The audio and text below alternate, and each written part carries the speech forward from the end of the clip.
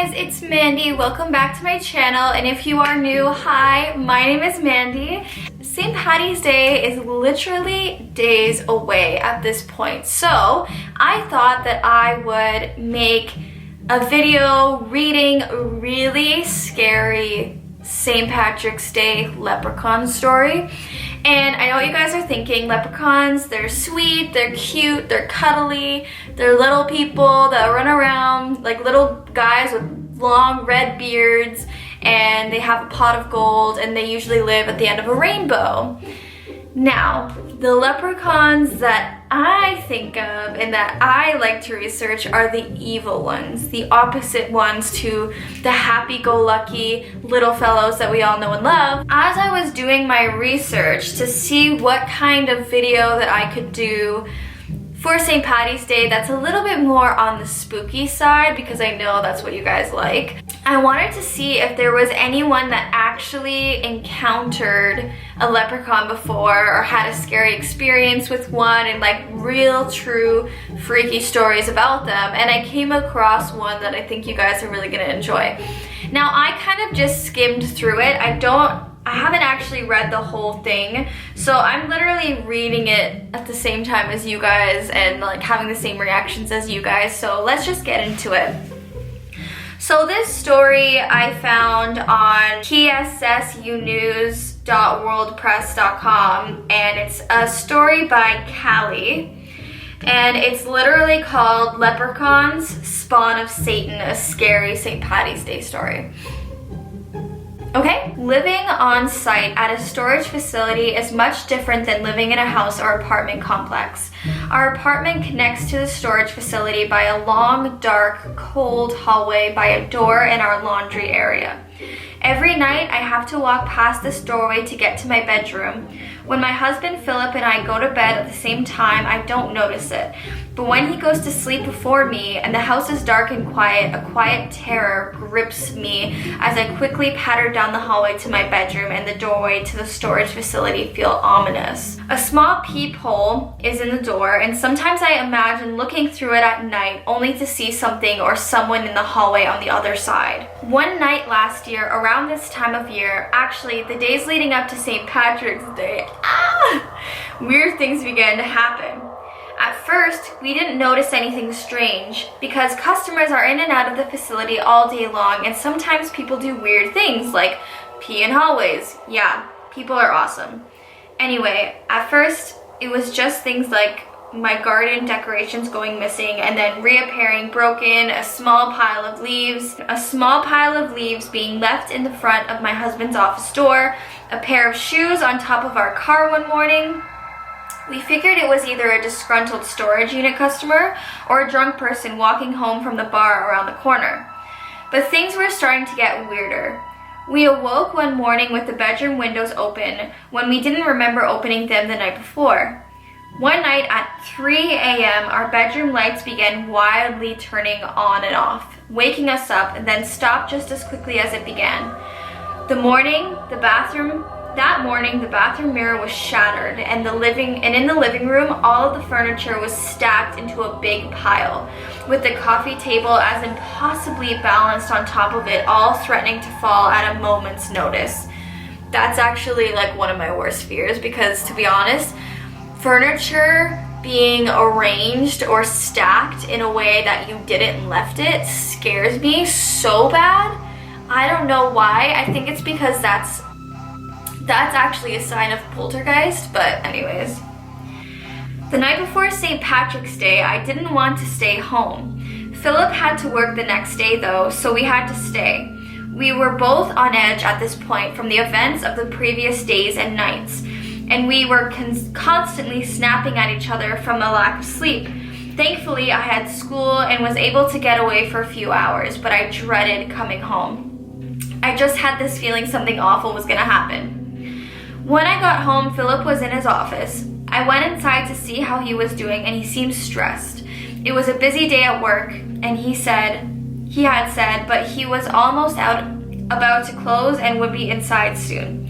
As soon as I walked through the front door, I felt like someone was watching me. I also noticed that it was absolutely freezing inside, even though it had been a sunny day out. I checked the windows to see if they were inexplicably open again, but they were closed. I walked down the hall towards the bedroom and found the source of the cold. The door to connecting our apartment to the facility was wide open, and a draft was coming in from the dark hallway. I closed the door, frightened it had become open because he always kept it locked.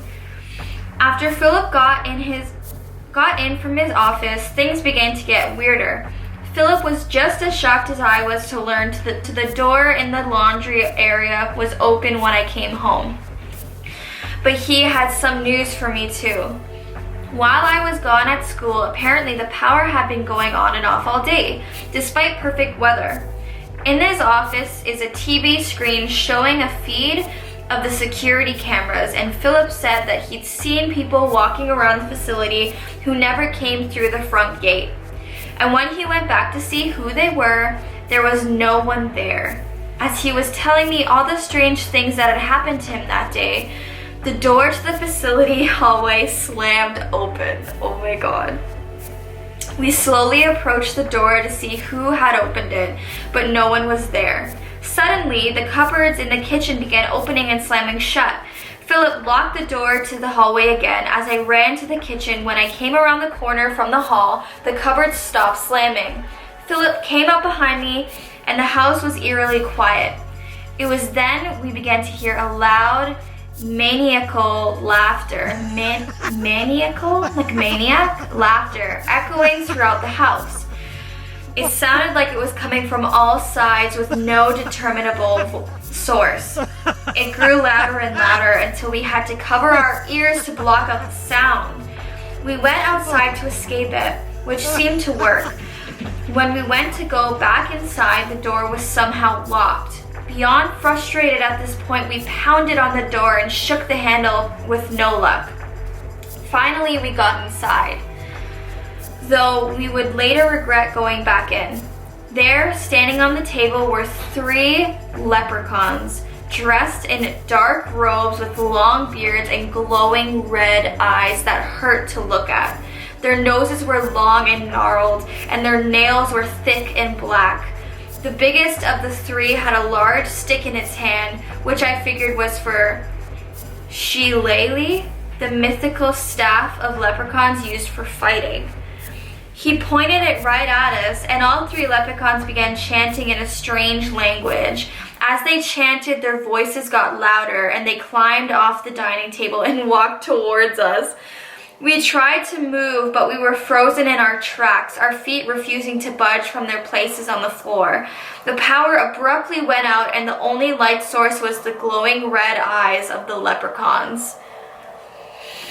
Woo! This is getting intense. They inched closer and closer, so close I could almost reach out and touch the scary-looking leprechaun stick. Then the lights came back on, and they were gone. We haven't seen the leprechauns since then. We don't really know why they came, but sometimes at night you can hear footsteps in the hallways of the facility. I try not to think too much about them, and I never go to bed after Philip now. I just can't walk by that doorway alone at night anymore. I was worried something might happen again this year, but so far so good. No weird pranks, no strange electrical activity, no mystery people on Philip's security camera. As St. Patrick's Day nears, I'm trying not to think about those jerk leprechauns and all the hazard they caused us last year. Then again, now I think about it, I haven't seen a few of my lawn ornaments in a few days. That was actually so good. Like, I genuinely enjoyed that. Like, I literally have been searching and searching for a good, like, creepy St. Pattys Day story, and I haven't been able to find one, and I just found this one, and I'm so happy that I did, and I really enjoyed it. It really is creepy, especially since it takes place, like, the timing-wise is literally now. Like, that's too much. Anyways, you guys, if you enjoy these kinds of things, if you enjoy me reading these kinds of stories, let me know. Give this video a like, and don't forget to subscribe to my channel if you haven't already, and click that notification bell because I do make videos every single week. And I love you guys so much, and thank you so much for watching. Happy St. Patty's Day, almost.